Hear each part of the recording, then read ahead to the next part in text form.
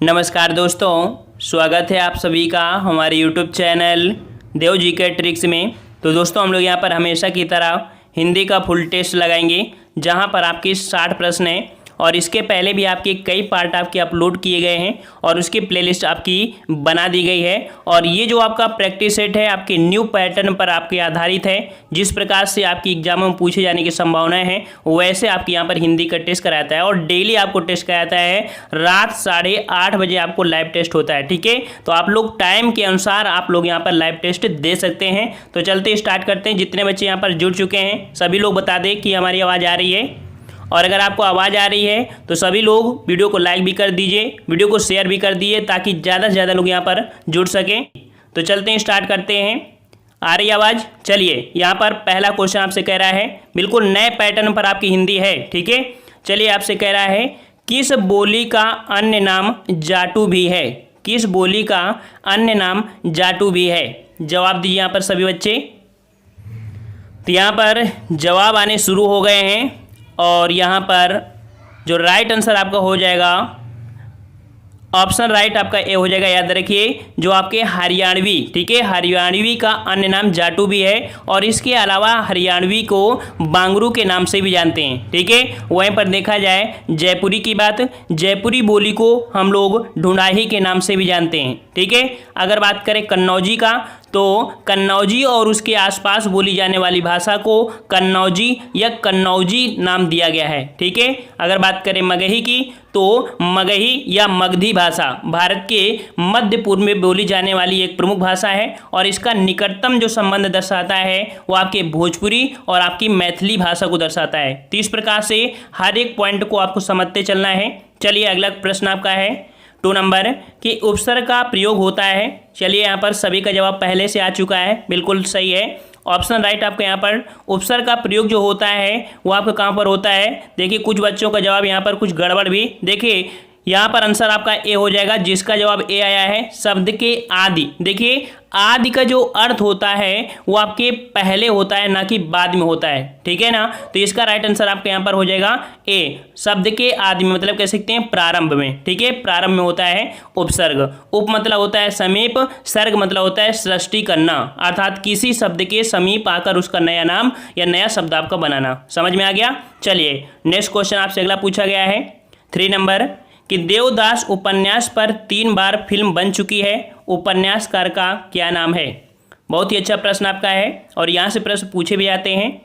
तो यहाँ पर जवाब आने शुरू हो गए हैं और यहाँ पर राइट आंसर आपका हो जाएगा, वेरी नाइस, ऑप्शन राइट आपका यहाँ पर बी हो जाएगा, शरत चंद्र चट्टोपाध्याय, ठीक है। आपके देवदास उपन्यास जो आपके शरत चंद्र चट्टोपाध्याय ने लिखा है और इस उपन्यास पर आधारित आपके कह सकते हैं समान शीर्षक से 3 बार आपकी फिल्में बनी हैं। एक आपकी बनी थी 1935 में, ठीक है, 1935 में बनी थी, जो कि आपके कुंदन लाल सहगल आपके अभिनीत थे इसमें। दोबारा आपकी बनी है 1955 में, जो कि दिलीप कुमार वो आपके बैजंती माला अभिनीत थे। और ये तीसरी बार बनी है 2002 में, जो कि शाहरुख खान, माधुरी दीक्षित और आपके ऐश्वर्या राय अभिनीत थे। समझ में आ गया होगा? तो चलते हैं, अब नेक्स्ट क्वेश्चन को आते हैं। 4 का जवाब दीजिए यहाँ पर भाई। निम्नलिखित में से किसमें एल का प्रत्यय आपका हुआ है? एल, ठीक है, एल का प्रत्यय आपका हुआ है और प्रत्यय किसी भी शब्द के बाद में लगता है, ठीक है ना, बाद में प्रयुक्त होकर यौगिक शब्दों का निर्माण करते हैं ये। तो बिल्कुल राइट आंसर आपका यहाँ पर जो ऑप्शन आपका हो जाएगा ए नंबर, बिगड़ैल, क्योंकि इसका एक अर्थ कह सकते हैं, इसका वर्ड अगर तोड़ेंगे तो आपका बनेगा बिगड़, ठीक है। बिगड़ना एक आपको वर्ड तो समझ में आता है कि एक अर्थ दे रहा है, और एल अगर जोड़ेंगे तो आपका बिगड़ैल बन जाएगा। इस प्रकार से राइट आंसर आपका यहाँ पर ए सही हो जाएगा, जिसका जवाब यहाँ पर ए आया है, बिल्कुल सही है। चलिए, अगला जवाब दीजिए। शंख, कर्पूर, चंद्रमा, कमल किस शब्द के अनाकार्थी हैं? याद रखिए, डेली आप 8:30 बजे अगर आप टेस्ट देते हैं तो याद रखिए, किसी भी प्रकार की हिंदी, चाहे यूपीएसआई हो, लोअर पीसीएस हो या पीसीएस हो, या कह सकते हैं मंडी परिषद, मतलब कह सकते हैं, या आपकी जो कह सकते हैं जूनियर असिस्टेंट पुलिस दरोगा एसआई, यूपी टेट, कोई भी एग्जाम के लिए ये आपके टेस्ट सीरीज आपकी वैलिड होती है, ठीक है। तो यहाँ पर 5 का जवाब यहाँ पर ऑप्शन राइट आपका जो हो जाएगा वो आपका बी हो जाएगा, अब्ज, ठीक है। कौन सी आपकी? अब्ज हो जाएगा, याद रखिएगा, अब्ज के आपकी ये अनेकार्थी हैं, ठीक है। वहीं पर देखा जाए ईश्वर, तो ईश्वर के अनेकार्थी होता है प्रभु, समर्थ, स्वामी, धनिक। अगर आतुर की बात करें तो आतुर के जो आपके अनेकार्थी होते हैं विकल, रोगी, उत्सुक, आसक्त। वहीं पर अगर बात करें कंचन की तो कंचन की जो अनेकार्थी होते हैं सोना, कांच, निर्मल, धन दौलत। ठीक है, हर एक प्रश्न को आप यहाँ पर समझते चलिए, बिल्कुल विस्तार में पढ़िए।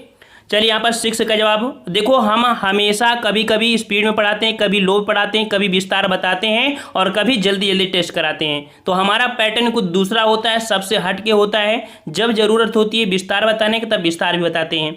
चलिए यहाँ पर 6 नंबर आपका यहाँ पर है, अविकारी शब्द क्या होता है? अविकारी शब्द अर्थात जिसका हम लोग विकार नहीं कर सकते हैं।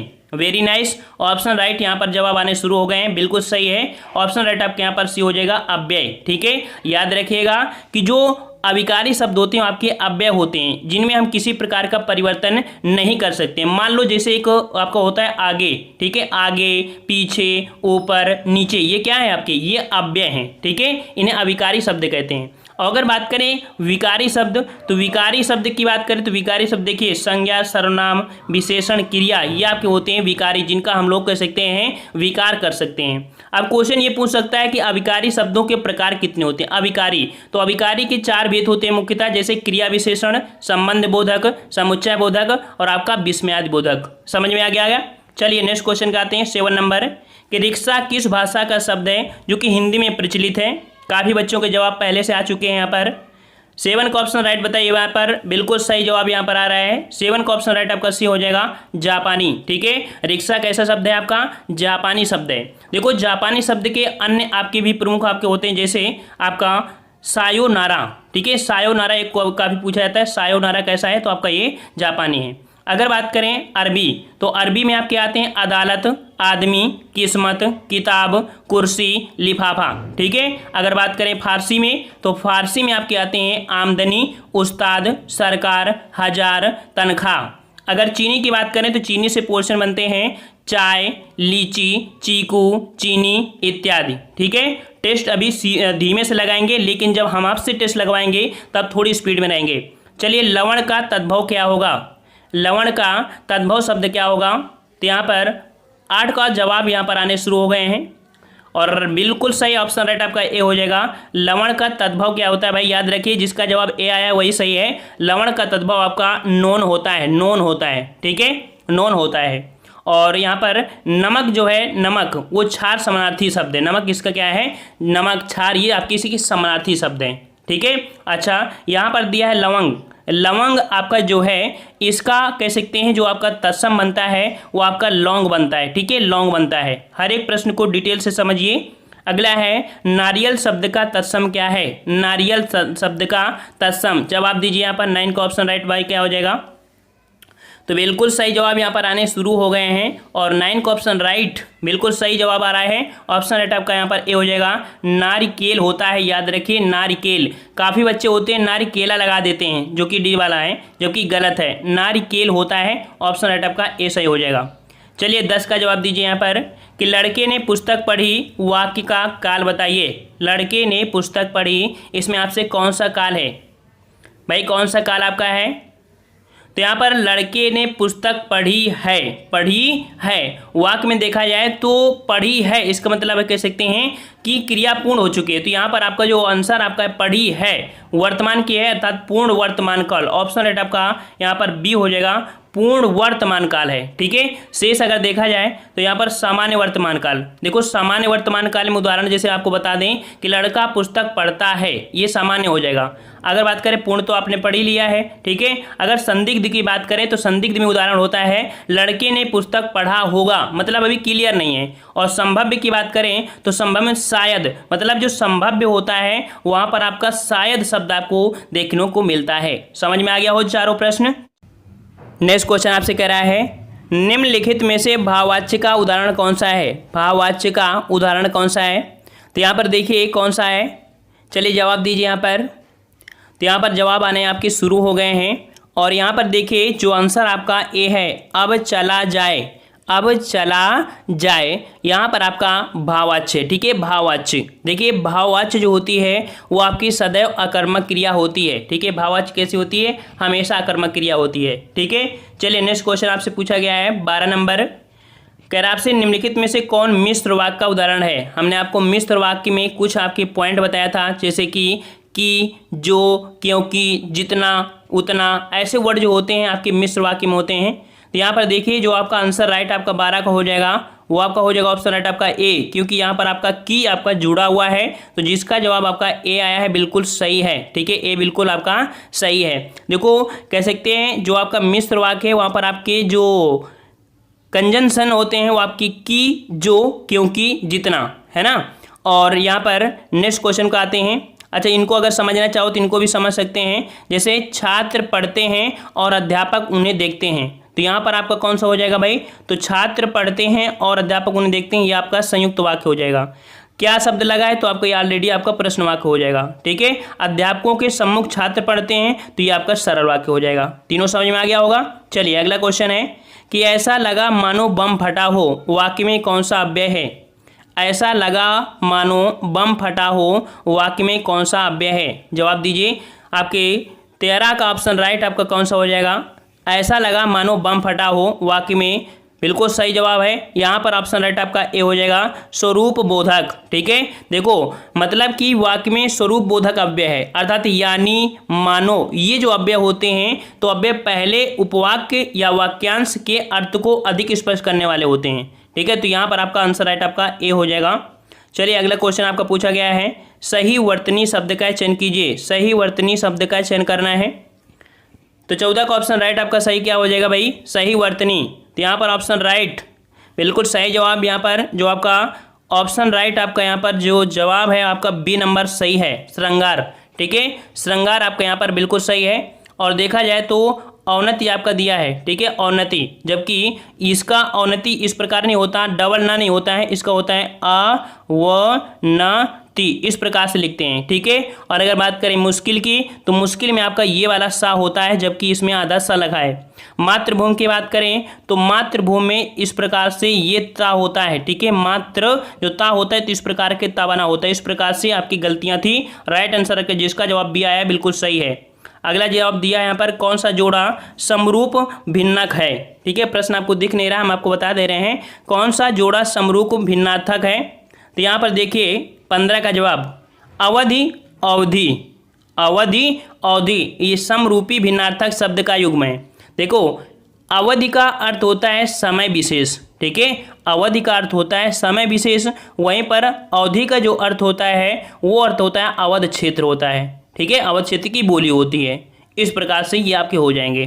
ठीक है, अदर शब्द जो आपके हैं वो आपके कह सकते हैं कि अनुचर, सेवक, परस्पर, समानार्थी आदि अंत परस्पर विलोमार्थी शब्द आपके हो जाएंगे। ठीक है, चलिए अगला है जो कि 16 नंबर आपका है, अन्वीक्षण का संधिविच्छेद कौन है। अन्वीक्षण का संधिविच्छेद 16 का ऑप्शन राइट, ऑप्शन राइट आपका ये हो जाएगा अनुधन ईक्षण हो जाएगा। क्या हो जाएगा भाई, अनुधन ईक्षण हो जाएगा, अनुधन ईक्षण। ऑप्शन राइट आपका 16 का ए हो जाएगा। यण संधि आपकी है यहाँ पर।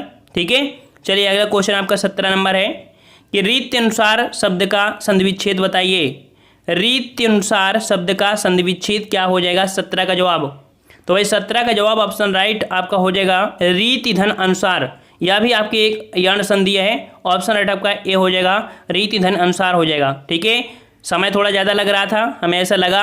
चलिए अब थोड़ी स्पीड में रहेंगे कि नेताजी ने कहा था तुम मुझे खून दो मैं तुम्हें आज़ादी दूंगा, इस वाक्य में कौन सा चिन्ह लगा है। नेताजी ने कहा था तुम मुझे खून दो मैं तुम्हें आज़ादी दूंगा, यहाँ पर ये आपको दिख रहा होगा कौन सा वाक्य लगा है। 18 का जवाब, यहाँ पर जवाब आने शुरू हो गए हैं। और याद रखिएगा ये जो आपका है वो आपका है उद्धरण चिन्ह, वो भी कैसा, दोहरा उद्धरण चिन्ह। ठीक है, कभी कभी सिंगल इन्वर्टेड कामा होता है ना, और ये डबल भी आपका है, तो इस प्रकार के दोहरा उद्धरण चिन्ह से बोलते हैं। ऑप्शन राइट आपका यहाँ पर सी सही हो जाएगा।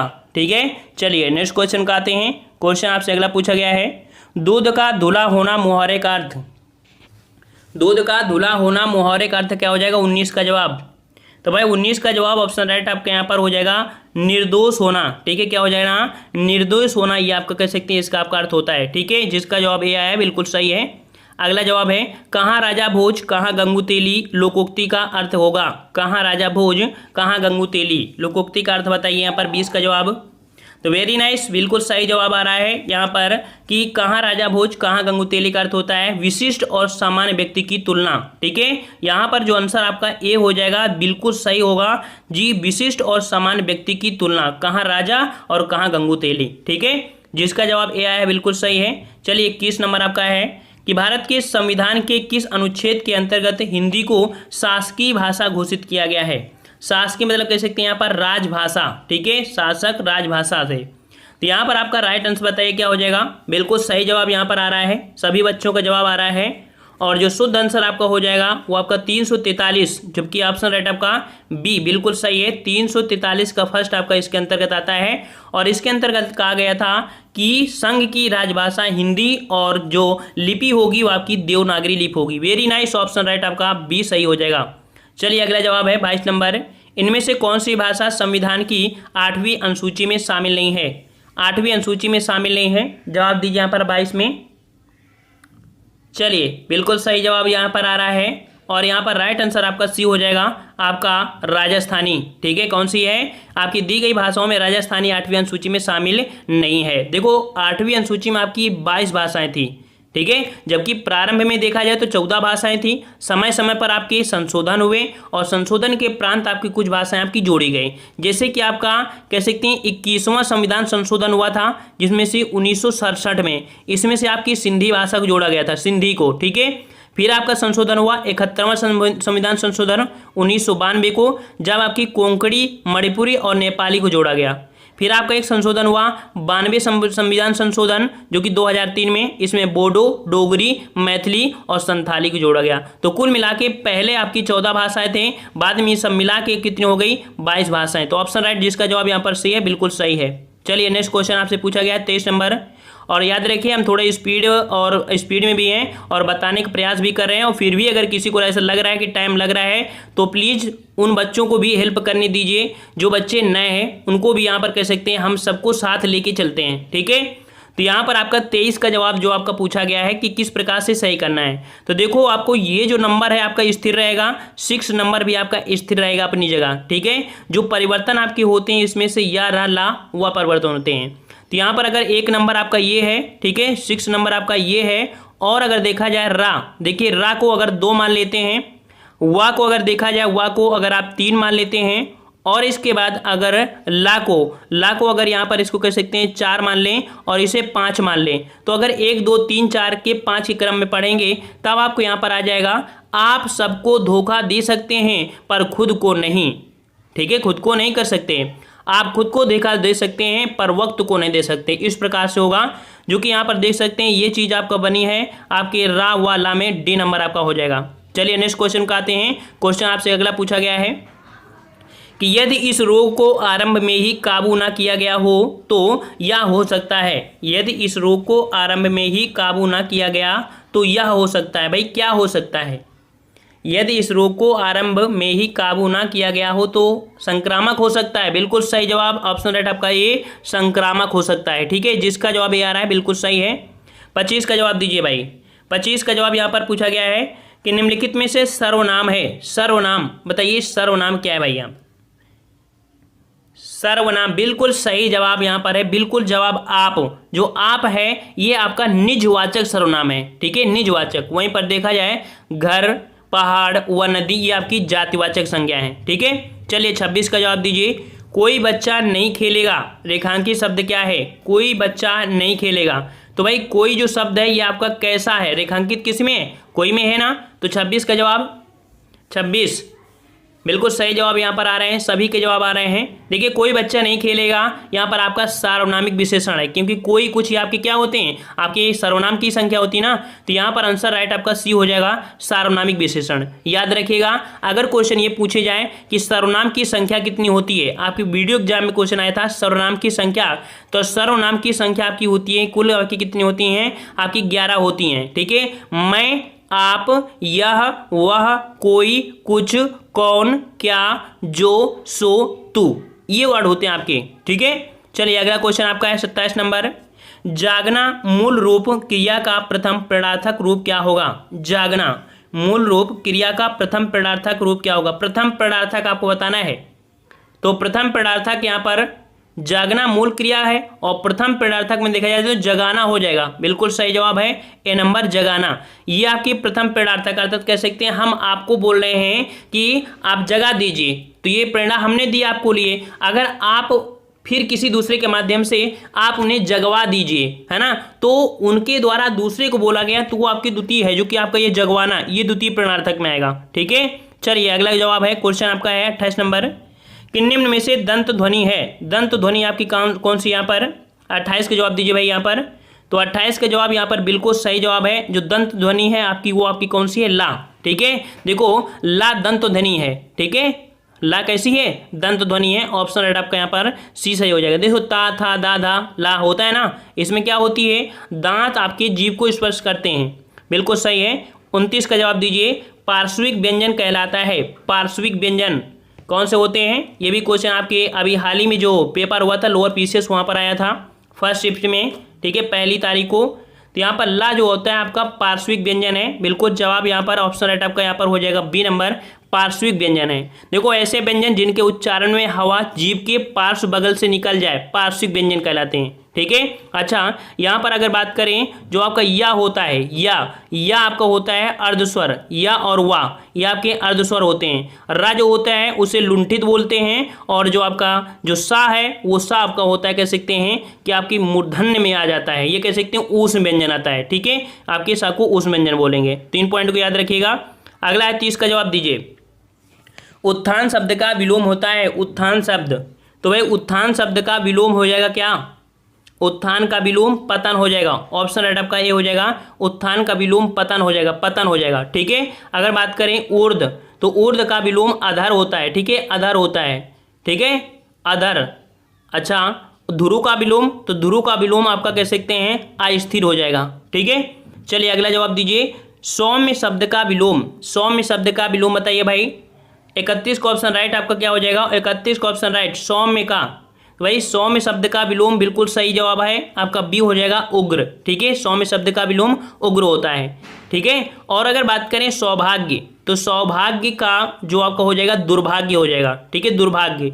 शत्रु की बात करें तो शत्रु का होता है आपका मित्र होता है। ठीक है, शत्रु का विलोम मित्र होता है। अगर बात करें दुराशय, तो दुराशय का जो आपका विलोम हो जाएगा वो सदाशय हो जाएगा, सदाशय। देखिए हम मानते हैं कि 60 प्रश्न में लगभग आपके 25 मिनट लगना चाहिए। जब आपको एक विकल्प देते हैं तब 25 लगता है, हम आपको लगभग चारों विकल्प बता रहे हैं, तो भाई समय तो लगेगा। ठीक है, चलिए 32 का जवाब दीजिए, जो भाव मन में केवल अल्पकाल तक संचरण करते चले आते हैं उन्हें क्या कहते हैं।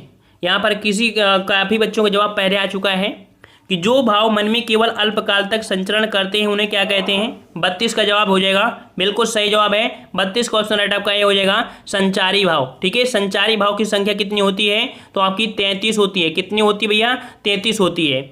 चलिए अगला जवाब दीजिए यहाँ पर, दोहा के प्रथम चरण में कितनी मात्राएं होती हैं। बिल्कुल सिंपल क्वेश्चन, दोहा में बिल्कुल जवाब यहाँ पर आ रहे हैं, दोहा के प्रथम चरण में कितनी मात्राएं आपकी होती हैं। बिल्कुल सही जवाब यहाँ पर, बिल्कुल सही जवाब है। ऑप्शन राइट आपका यहाँ पर हो जाएगा कौन सा, आपकी 13 मात्राएं। दोहा के प्रथम चरण में 13 मात्राएं। ठीक है, देखो पहले और तीसरे में 13 और दूसरे और आपके जो आपका चौथे में होते हैं आपकी 11 मात्राएं होती हैं। ठीक है, जिसका जवाब बी आया, सी आया, बिल्कुल सही है। अगला है 34 नंबर, 34 का जवाब दीजिए, मुदित मनोहर मानस देखा पंक्ति में देखो माँ वर्ण की आपकी अधिक बार आवृत्ति हो रही है ना। माँ शब्द है, माँ शब्द है, माँ शब्द है, और जब भी वर्ण है, और जब वर्ण की आवृत्ति बार बार होती है वहां पर अनुप्रास होता है। तो जिसका जवाब यहाँ पर बी आ रहा है, बिल्कुल सही है, अनुप्रास अलंकार हो जाएगा, अनुप्रास अलंकार। ठीक है, समझ में आ गया। चलिए नेक्स्ट क्वेश्चन आते हैं, आपका दिया है शुद्ध वाक्य का चयन करना है। भाई शुद्ध वाक्य का चयन करिए। 35 का जवाब दीजिए भाई, शुद्ध वाक्य, प्रत्येक को 2 पुस्तकें दीजिए। यहाँ पर देखिए जो आपका 35 का बी है, प्रत्येक को 2 पुस्तकें दीजिए। प्रत्येक मतलब होता है सभी को, सभी प्रत्येक को मतलब कहते हैं हर एक को 2-2 पुस्तकें दे दीजिए, है ना, 2-2 पुस्तकें दीजिए। तो इस प्रकार से आपका हो जाएगा 2 पुस्तकें। हम बोलने को बोलते हैं लेकिन शुद्ध जो आपका होता है आपका ये होता है 2 पुस्तकें। बी नंबर आपका सही हो जाएगा। चलिए अगला जवाब दीजिए 36 नंबर, उसे अनुत्तीर्ण होने का संशय है। संशय होता है, क्या होता है, आशंका होती है। उसे अनुत्तीर्ण होने की आशंका है। यहाँ पर जो आपका देखिए शुद्धि वाक्य पूछा है, ठीक है। तो यहाँ पर आपकी आशंका जो आपका है वो आपका डी नंबर आपका हो जाएगा, 36 का ऑप्शन राइट आपका डी। अगला जवाब दीजिए, साधु शब्द का स्त्रीलिंग। साधु शब्द का स्त्री क्या हो जाएगा, स्त्रीलिंग। साधु शब्द का स्त्रीलिंग बिल्कुल सही जवाब है। साधु का होता है साध्वी, ऑप्शन राइट आपका ए हो जाएगा, साध्वी हो जाएगा, ठीक है। अगर बात करें यहाँ पर पुजारिन, पुजारिन, पुजारिन का पुजारी होता है ना, पुजारी, पुजारी का हो जाएगा पुजारिन, है ना। अच्छा, सन्यासी है, सन्यासी होता है ना, सुना होगा पुल्लिंग में, उसका आपका होता है सन्यासी का आपका स्त्रीलिंग सन्यासिनी हो गया, और भक्त का आपका भक्तिन हो गया। चलिए अगला जवाब दीजिए, सदा एक वचन में प्रयुक्त होने वाला शब्द कौन है। सदा एक वचन में प्रयुक्त होने वाला वर्ड बताइए। 38 का जवाब, तो 38 का जवाब यहाँ पर ऑप्शन राइट बिल्कुल सही जवाब है। 38 का ऑप्शन राइट आपका सी हो जाएगा, सहायता, ठीक है। 38 का सी जवाब हो जाएगा, सहायता हमेशा एक वचन में प्रयुक्त होता है, ठीक है। जबकि पौधा, पुस्तक, लड़का लिंग वचन कारक के कारण बहुवचन में ही आपके प्रयुक्त होते हैं। तो यहाँ पर आंसर राइट आपका सी हो जाएगा, ये आपका हमेशा एक वचन में होता है। चलिए अगला जवाब दीजिए यहाँ पर हरिमोहन अपनी बहन को पुस्तक देता है। हरिमोहन अपनी बहन को पुस्तक देता है। यहाँ पर आपसे पूछा है कौन सा कारक है, बहन को पुस्तक देता है, यहाँ पर कौन सा कारक है। तो बिल्कुल सही जवाब यहाँ पर आ रहे हैं, बिल्कुल सही जवाब है 39 का ऑप्शन राइट आपका यहाँ पर आपका 20 है हो जाएगा, संप्रदान कारक है, ठीक है। कौन सा आपका है, संप्रदान कारक है, ठीक है। देखो पुस्तक आपका मुख्य कर्म है और बहन आपकी गौड़ कर्म है, ठीक है। मुख्य कर्म क्रिया के निकट तथा कारक चिन्ह रहित होता है। चलिए यहाँ पर नेक्स्ट क्वेश्चन का आते हैं। क्वेश्चन आपसे अगला पूछा गया है कि सद्भावना शब्द में समास है। सद्भावना शब्द में कौन सा समास है। 40 का जवाब दीजिए यहाँ पर सभी बच्चे। सद्भावना शब्द में समास, 40 का ऑप्शन राइट बिल्कुल सही जवाब है। सद्भावना में आपका जो ऑप्शन आपका हो जाएगा सी, कर्मधारय समास, ठीक है। शब्द में आपका कौन है, कर्मधारय समास। सत है जो भावना, क्या बोला जाता है, सत है जो भावना, उसे बोलते हैं सद्भावना बोलते हैं, ठीक है। तो ऑप्शन राइट आपका ये हो जाएगा। देखिए इसमें जैसे आपका कह सकते हैं कि कर्मधारय समास में कुछ उदाहरण होते हैं, जैसे कि आपकी मान लीजिए काली मिर्च, काली मिर्च भी होता है, ठीक है। और आपके महाविद्यालय हो गया, चंद्रमुख हो गया, ग्रंथ रत्न हो गया, ठीक है, नीलकंठ हो गया, ये सब आपकी इसी में आते हैं, ठीक है। चलिए नेक्स्ट क्वेश्चन आपसे है, वीणा पाण में कौन सा समास है। वीणा पाण में कौन सा समास है। 41 का जवाब दीजिए यहाँ पर सभी लोग। वीणा पाण, वीणा पाण किसे बोलते हैं, वीणा को धारण करने वाली माँ, अर्थात कौन सी होती हैं, सरस्वती माँ होती हैं। बिल्कुल जवाब है ऑप्शन आपका सी हो जाएगा, आपकी सरस्वती माँ हो जाएगा, जो कि बहुब्री समास आपका है, ठीक है, बहुब्री समास आपका है। चलिए नेक्स्ट क्वेश्चन को आते हैं। क्वेश्चन आपके यहाँ पर दिया 42 नंबर, जो कि गद्यांश है, और गद्यांश हम आपको बाद में यहाँ पर सॉल्व करा देंगे। यहाँ पर आपको कह सकते हैं कि जो आपके ये जो गद्यांश है आपको बाद में हम सॉल्व करा देंगे। चलिए अगला जवाब दीजिए आपका 45 नंबर, देवता शब्द का पर्यायवाची शब्द नहीं है। देवता का पर्यायवाची नहीं है, आपको बताना है। पर्यायवाची आप लोग रट लीजिए भाई। 45 का जवाब, तो भाई 45 का जवाब ऑप्शन राइट बिल्कुल सही जवाब है। यहाँ पर देवता का पर्यायवाची नहीं है आपका सुधाकर, ठीक है, सुधाकर नहीं है, बल्कि यह चंद्रमा का पर्यायवाची है, ठीक है, पंचचंद्रमा का पर्यायवाची है। तो ठीक है, 45 से जवाब डी नंबर। चलिए अगला है, कालिंदी का पर्यायवाची क्या है। चलिए जवाब दीजिए, यहाँ पर बच्चों के जवाब आ चुके हैं। कालिंदी का पर्यायवाची, तो यहाँ पर कालिंदी का पर्यायवाची हो जाएगा ऑप्शन राइट 46 का ऑप्शन राइट आपका डी हो जाएगा, यमुना, ठीक है। कालिंदी के पर्यायवाची क्या होती है, यमुना होता है, ठीक है, यमुना।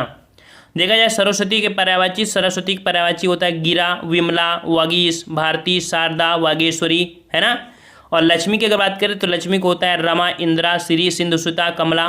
और अगर बात करें गंगा की, तो गंगा के क्या होता है, नदीश्वरी, त्रिपगदा, देव नदी, अमृतरंगी, सुरसरी, ये होती हैं।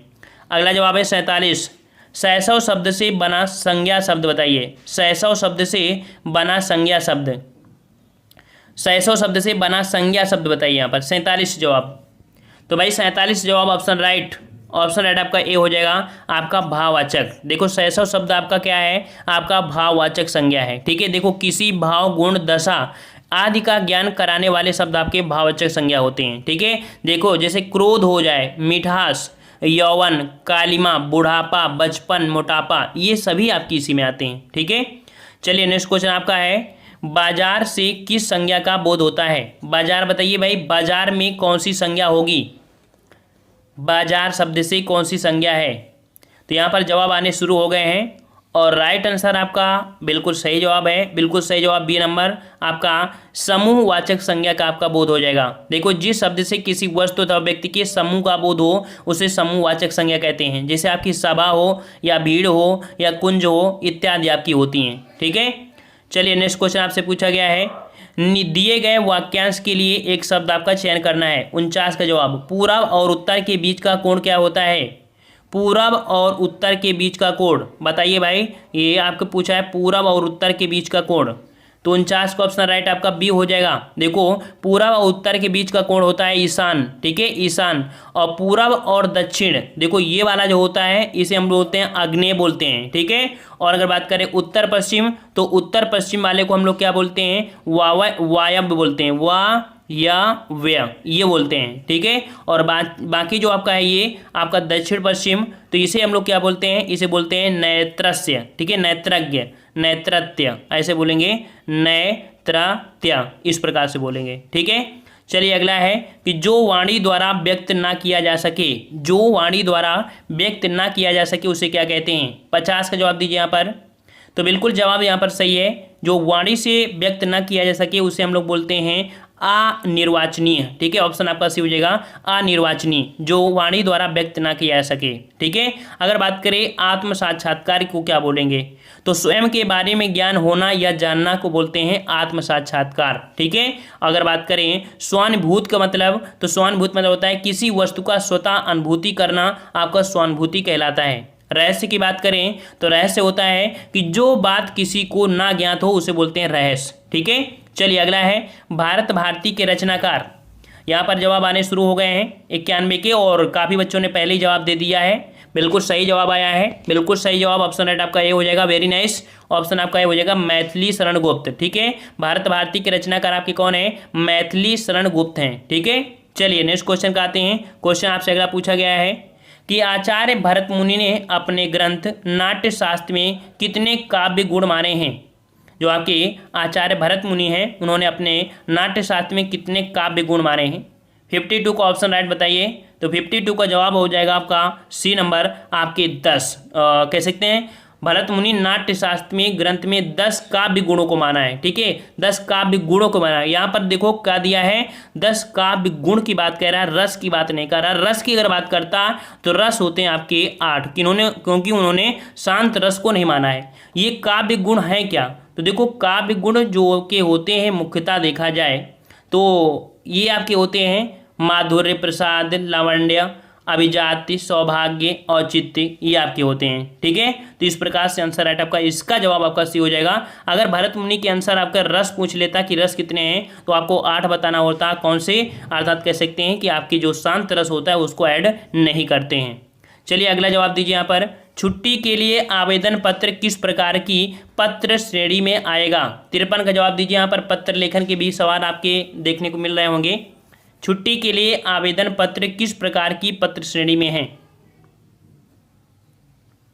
चलिए यहाँ पर आपका जवाब जो आपका हो जाएगा, तो बिल्कुल 53 का जवाब हो जाएगा ऑप्शन राइट बी हो जाएगा, औपचारिक पत्र। ठीक है, औपचारिक पत्र ऐसे लोगों को लिखे जाते हैं जिनमें हमारा कोई निजी परिचय या व्यक्तिगत संबंध नहीं होता है।